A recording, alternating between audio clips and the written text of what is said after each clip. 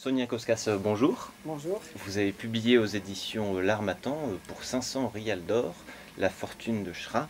Alors pouvez-vous nous présenter votre ouvrage? Alors, pour 500 riels d'or, La fortune de Shra, c'est un livre de contes qui réunit un certain nombre d'histoires de Shra, dont je vais parler, et trois autres contes, trois grands contes qui sont des contes judéo-arabes de Tunisie. Shra, il est connu sous le nom de Nasreddin. En réalité, c'est un personnage, c'est le fou sage, qui existe d'un bout à l'autre de la Méditerranée et au-delà, sous des noms différents. C'est celui de Nasreddin qui s'est imposé aujourd'hui. Mais moi, j'ai voulu garder Shra parce qu'il s'appelle Shra à cet endroit-là et que c'est lui faire perdre quelque chose que de le changer de nom. Ces contes, ils représentent l'essentiel d'un de mes spectacles, puisque moi, je ne suis pas auteur... enfin, je suis auteur par la force des choses, mais je suis essentiellement conteuse. Ça, c'est mon métier. Et puis, de temps en temps, j'aime bien pérenniser un petit peu par l'écrit les choses que je raconte, ou parfois les choses que je raconte pas. Et les contes, les histoires qui composaient ce spectacle pour 500 rials d'or me tiennent beaucoup à cœur. C'est vieux déjà.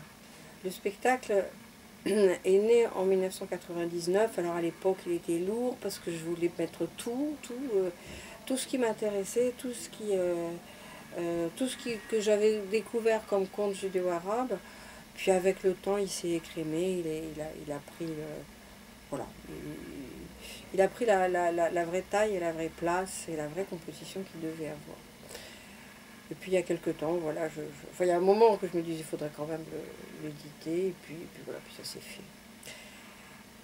Alors les histoires de Shra, ce sont des petits contes facétieux. Le fou sage, ça veut dire que c'est des histoires qui nous font rire et qui en même temps nous sont remplies de sagesse, bien entendu.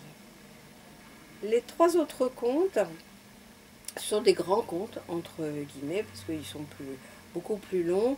Il y a deux contes qui sont plutôt des contes facétieux, c'est-à-dire qui vont mettre face à face des pauvres, des humbles, des faibles, en face de riches, de puissants. Et évidemment, ça va être forcément les plus pauvres qui vont triompher grâce à leur sagacité, à leur intelligence.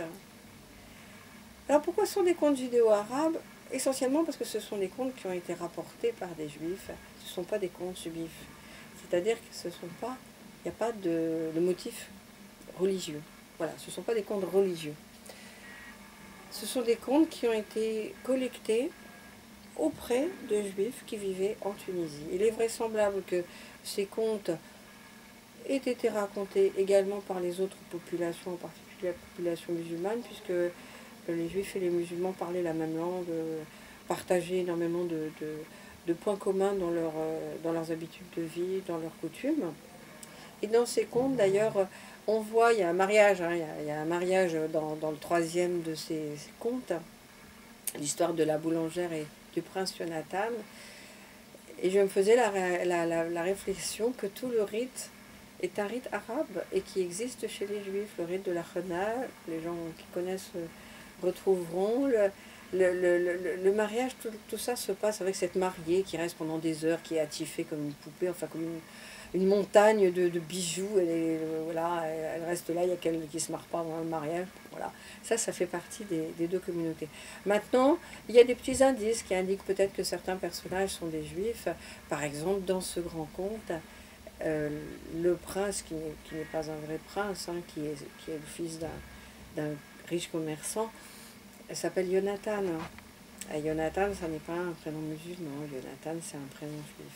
Elle s'appelle Zubaida. Zubaida, c'est un prénom musulman, mais qu'on donnait différemment. Moi, j'aime bien mélanger. Voilà, j'aime bien mélanger les choses. J'ai pas envie.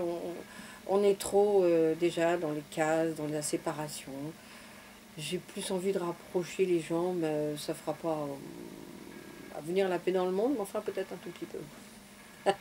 Enfin, disons que s'il n'y a pas toutes ces petites gouttes-là, la mer, peut-être que la mer serait moins remplie avec ces petites route-là, c'est une plus belle route.